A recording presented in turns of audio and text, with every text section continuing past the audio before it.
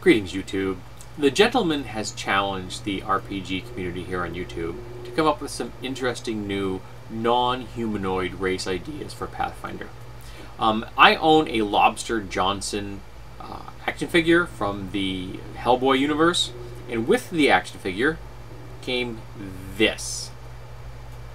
A brain with a tentacle where its spinal column would normally would be, and a single eye in the center. And I have no idea what role this thing actually plays in the Hellboy universe. No idea. I have no idea what they're called, or if it's just a figure that was created for the action figure as an accessory. But this is what I'm going to base my race on, right here. This is about as non-humanoid as you can get. Apparently, Mandarin is very excited about this idea. So, I'm going to now describe what this is in game terms. Now, I have no idea what the level adjustment for this thing is. This is going to be a very weird creature with a lot of unusual abilities. I looked at the advanced race guide, and I'm like, I just do not want to take the time to have to break this down and figure out what the heck it would be. I've gone outside kind of the bounds in some of the ways, the way normal Pathfinder races are built. So this is a little bit, you know, loose and fast and loose with the system, but I think but it's come out to what I really think would be interesting as a race. So here's what we got. I've named them the Thrix, T-H-R-I-I-X. There are references online for Thrix. People have used it as a clan name for some game and for player characters of some variety, but I'm going to use that term for this particular race because I don't think those people have copyright on that term. These stats are going to be +4 intelligence, -4 strength, +2 dex, and -2 charisma.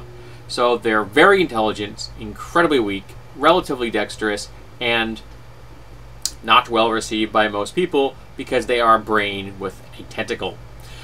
They are aberrations, no shock there. They have dark vision, they eat, drink, breathe, and sleep. They have the ability to hover. Thrix can hover at 5 feet off the ground at will. They hover even while asleep or unconscious. They only touch the ground if a Thrix so desires or is dead. They hover at a speed of 20 feet per round, pretty much standard for a small race, which they are. They may not climb a grade greater than 60 degrees. They cannot climb at all. They may jump. Thrix can and do fall. They are small with all the appropriate benefits and negatives to being small. Thrix weigh approximately 25 to 30 pounds, their flesh being incredibly dense. They are natural psionics. Thrix can gain the Wild Talent feat as a bonus feat at first level. If Thrix takes a level in a psionic class, he instead gains the Psionic Talent feat. This is based on the Dreamsguard press work from Psionics Unleashed, a book I have reviewed here on my channel. Highly recommended. Everyone should go out forth and get that book. It's awesome. They have a psionic aptitude. When a Thrix takes a level in a favored class, it can choose to gain an additional power point instead of a hit point or skill point. Thrix have magic spells. In a purely psionic game, they would have the equivalent psionic abilities, but in a general Pathfinder game, I'm going to give them these magic spells. They can cast Mage Armor and Mage Hand at will. The caster level is equal to the Thrix's character level. They are natural telepaths. Thrix are naturally telepathic. They may communicate with any being with a language as though speaking to them ranges 120 feet. They may give mental commands to animal companions or train animals and beasts as though they were speaking. Thrix can produce an odd clicking sound with their breathing apparatus that allows them to cast spells requiring a verbal component. They may no more probe the thoughts of those they're speaking to than can a human who is having a conversation. So their communication is purely on the surface of what the person is saying as they speak. Though those prone to speak out loud might end up giving a bit more away to a Thrix than to your average person. They have a spinal tentacle, which is 5 feet long, so the brain is roughly the size of a human. It's a little bit bigger.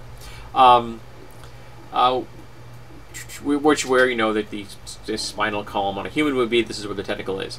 The tentacle is not strong, can only lift a number of pounds equal to the Thrix's strength score. So if they have most Thrix have a strength score of 6, so they can only lift 6 pounds with their tentacle, which is not very strong. They use the tentacle for eating, drinking, waste expulsion, and mating, it having a hollow bit here at the end.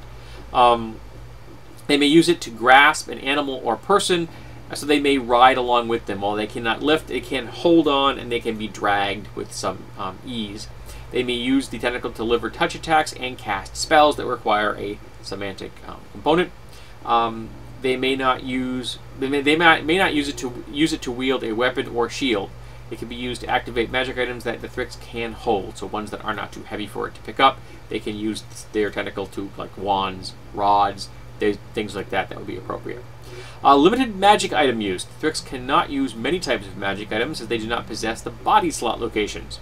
They may, however, wear a full set of bracers, like one here and one here, and up to 4 rings, which will all function while they are worn. Armor. Thrix have invented a style of helmet that gives them some ability to wear armor. Versions of all standard armor types are available. All benefits and penalties apply. So, if they're a member of a class that has no proficiency in armor and they put something on, they suffer the same way they would otherwise, would normally. And let's face it, there aren't a lot of martial Thrix out there. They make very poor fighters and paladins. Carrion eaters. Thrix can only consume carrion. They excrete a digestive fluid onto a corpse and drink the resulting nutrient soup. They are capable of drinking potions and using consumables, but find it a distasteful process. So, for example, a good berry. They could take in a good berry, it would have the normal effect upon them, but they would really not enjoy the process. They are hermaphrodites. Thrix possess both sexual characteristics within their bodies. They may exchange genetic material with any other Thrix. They may store this genetic material indefinitely. They may produce a single egg within 90 days of said exchange. The egg must be implanted within a living host. Good aligned Thrix will use a medium or large animal, such as a sheep or steer. Evil aligned Thrix often use sapient humanoids. Use a sapient humanoid if available. They claim that it produces a superior offspring. Gestation lasts 6 months. At that time, the new Thrix uses an egg tooth, located here at the end of their tentacle, on its tentacle to cut itself free, killing the host. The resulting corpse is considered a delicacy. During the last 2 to 3 months of gestation, the parent Thrix can establish mental communication with the infant.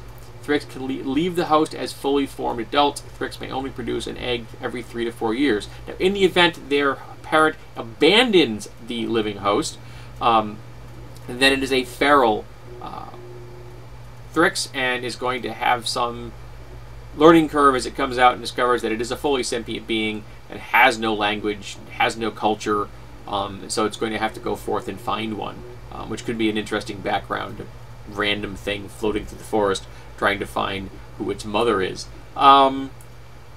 And I have some feat ideas. These would be racial feats. I did not work them up. These are some ideas. A more advanced type of mage hand. If you look at the psionic abilities from Psionic Unleashed, they have a version of that for the Psion Psychokinetic that would be easily expanded into feats for this race.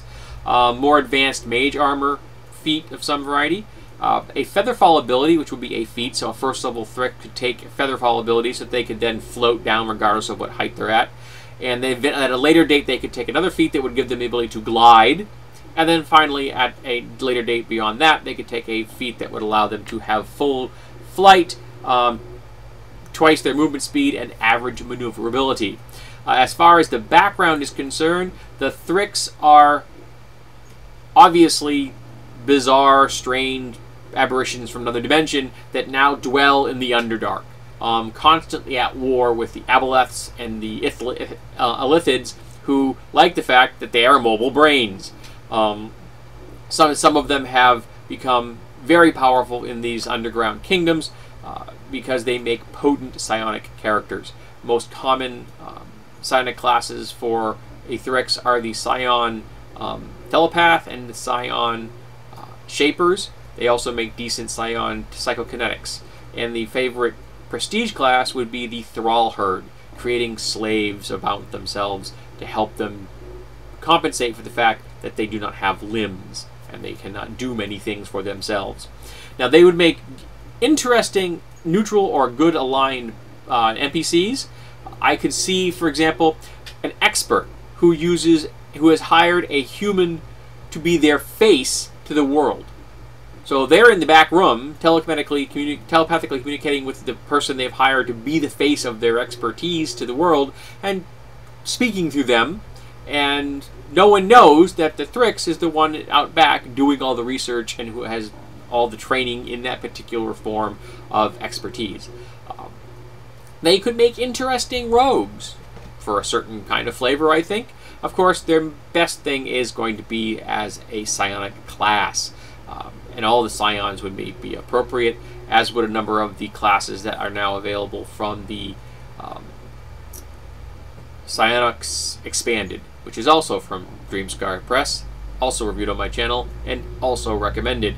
They've recently combined all of their psionic stuff into one hardcover book. I have not invested in it. I hear it's good. They've added a few new things to that book, but I'm not going to buy the same stuff over again. My budget is not quite that ample at the moment. But these are the Thrix.